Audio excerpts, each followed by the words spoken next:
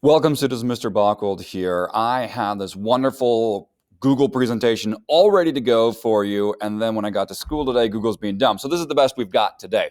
So don't mind me if I'm reading from a script, because everything I planned to do today, it broke. So here's what we've got.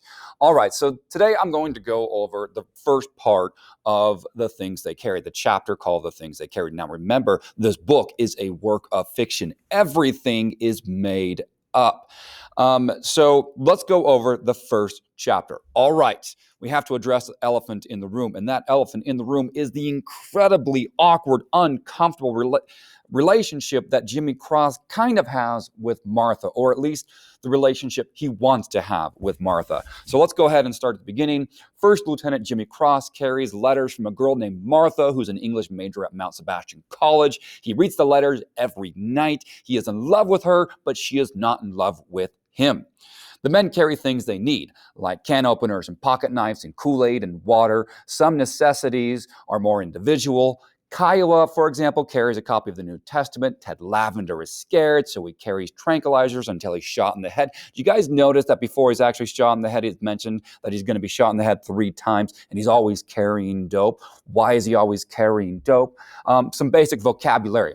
The soldiers are called legs or grunts. To hump means to carry it, get your mind out of the gutter. You can hump something that exists tangibly, like a pack of ammunition, or you can hump something in the emotional sense, like the love that Jimmy Cross has carries for Martha. So, once again, you're noticing the physical things that they carry. Tim O'Brien enumerates them at length, and he goes into great detail to tell us exactly how much of those weigh. But what weighs more? The physical things they carry, which is a lot, or the emotional things they carry. For example, Jimmy Cross, in addition to carrying his love for Martha, carries the weight and the responsibility of his men. That weighs emotionally so much. Almost everyone carries photographs. I'm getting a phone call from CVS Pharmacy about my prescription, probably my antidepressants. We will take those on later. So, all right, what are some of the emotional weight that I carry that I need to take that prescription? All right, going back, Jimmy Cross carries 2 photographs, one of Martha, and one she's playing volleyball, and he's almost sure that she's a virgin. You'll notice in there that he is obsessed with her virginity, and he mentions it at least 6 times. The 2 of them saw a movie once, and he touched her knee, and he wishes he'd carry her up to her room and tied her to the bed and touch that knee all night long. Oh my goodness, that is uncomfortable. They carry things their military ranks demand for them. For example, Rat Kiley is the medic. He carries morphine, malaria tablets, comic books, and M&Ms. That's very interesting. Jimmy Cross is the platoon leader, so he carries a compass, code books, and the responsibility of his men, that emotional weight. Ted Lavender, until he's dies outside the village of Tonquet, carries 9 more rounds of ammo than everyone else, plus everything that everyone else carries, plus the fear. Jimmy Cross blames himself when Ted Lavender is shot, and afterwards they burn Tonquet. They carry weapons, the M60, the M16, all those, the bayonet, just to name a few. Lee Strunk carries a slingshot, Mitch Sanders carries brass knuckles, and Kiowa carries his grandfather's hatchet. They carry respect for the terrible things that they carry. Before Ted Lavender dies, Jimmy Cross gets a good luck charm from Martha. It's a pebble. Sometimes he carries the pebble in his mouth, and he has trouble thinking about the war because he loves Martha so much. What the men carry depend on their mission. If it's in the mountains, they carry things like machetes. If they're going to a heavily mined area, they carry a 28-pound mine detector. On some missions, they carry their own necessities. Kiowa carries his moccasins. Henry Dobbins carries his girlfriend's stockings around his neck. Sometimes they're required to blow out tunnels. Before they do that, they're supposed to search them, a pretty terrifying job. They draw numbers to see who has to do it. Outside of Tonquet, Lee Strunk draws the unlucky number, goes down the tunnel, and the rest of the men sit and wait. Jimmy Cross tries to focus on the tunnel, but he keeps thinking about Martha. You know how, like Ted Lavender is always scared, so he takes drugs to take the edge off it. It almost seems like Jimmy Cross, Martha is his drug, and when he's thinking about Martha, he doesn't have to think about the atrocities of war. Anyway, he's trying to focus, but he's just a kid, 24 years old, at war. Lee Strunk pops out of the tunnel, grinning.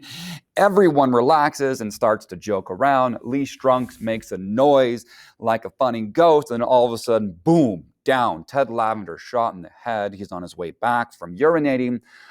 And so there was that. Okay, so we have to ask ourselves the question, what is going on with Jimmy Cross and Martha? This is a very uncomfortable relationship. Now, once again, this is unrequited love.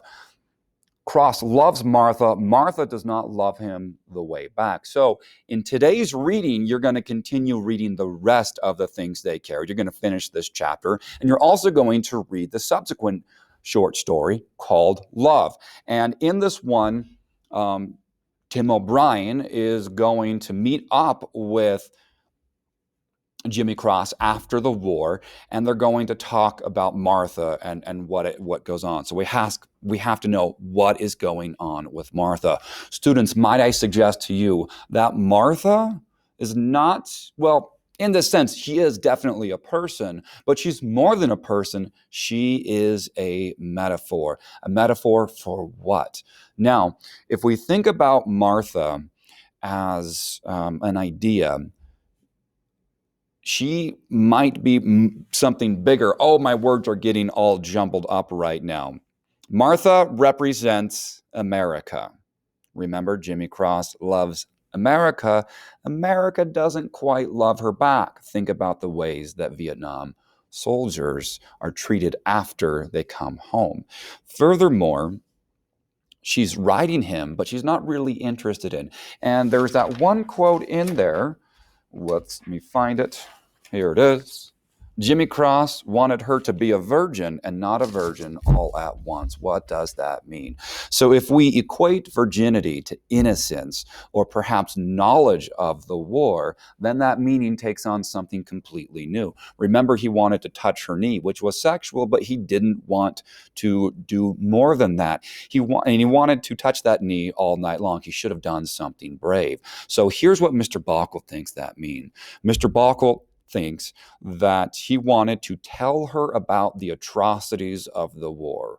All night long, he wanted to tell her what it felt like to be a soldier, what it felt like to have that fear, that responsibility, that guilt to do terrible things, to see terrible things. He wanted Martha to know what war was like, but not completely know what war was like. He still wanted her to be innocent of the atrocities of war, to not have to go through it herself, but he still wanted to be understood.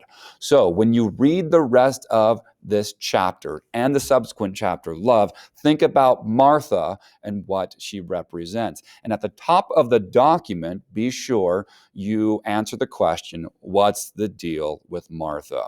As always, folks, this is Mr. Bockel. Keep reading, keep learning. Take care.